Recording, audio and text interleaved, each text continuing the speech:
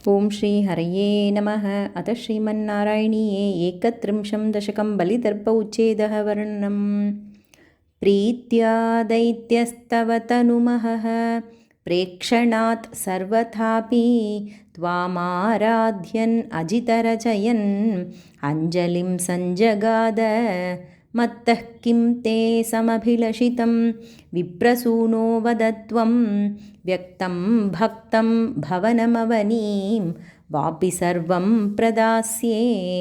తామక్షీణాం బలిగిరముపాకర్ణ్య కారుణ్యపూర్ణోపి హస్యోత్సేకం శమయితుమనా దైత్యవంశం ప్రశంసన్.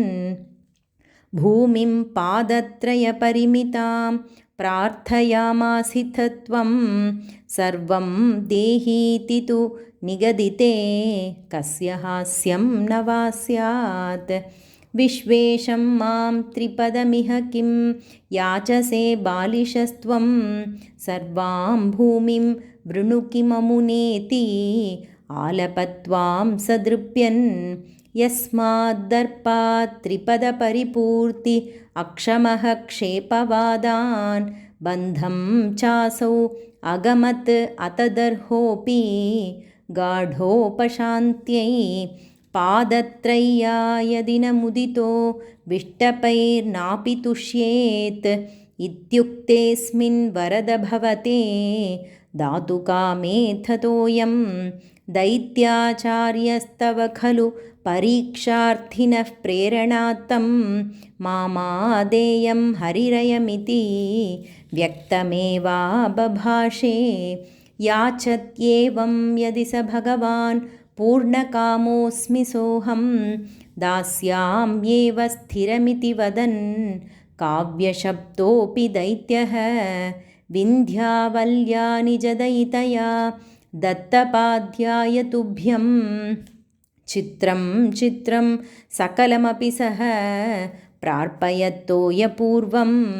నిస్సందేహం దితికులపతౌ త్వయ్యశేషార్పణం తత్ వ్యాతన్వానే ముముచుర్ఋషయః సామరాః పుష్పవర్షం. దివ్యం రూపం తవ చ తదిదం పశ్యతాం విశ్వభాజాం ఉచ్చైరుచ్చైః అవృధత్ అవధీకృత్య విశ్వాండభాండం. త్వత్పాదాగ్రం నిజపదగతం పుండరీకోద్భవోऽసౌ కుండీతోయైః అసిచదపునాత్ యజ్జలం విశ్వలోకాన్. హర్షోత్కర్షాత్ సుబహుననృతే ఖేచరైరుత్సవేస్మిన్ భేరీం నిఘ్నన్ భువనమచరజ్జాంబవాన్ భక్తిశాలీ. తావద్దైత్యాస్త్వనుమతిమృతే భర్తురారబ్ధయుద్ధాః దేవోపేతైర్భవదనుచరైః సంగతా భంగమాపన్. కాలాత్మాయం వసతి పురతో యద్వశాత్ ప్రాగ్జితా స్మః కిం వో యుద్ధైరితి బలిగిరా తే అథ పాతాళమాపుః. పాశైర్బద్ధం పతగపతినా దైత్యముచ్చైరవాదీః తార్తీయీకం దిశ మమ పదం కిం న విశ్వేశ్వరోసి. పాదం మూర్ధ్ని ప్రణయ భగవన్ ఇత్యకంపం వదంతం ప్రహ్లాదస్తం స్వయముపగతో మానయన్నస్తవీత్వాం.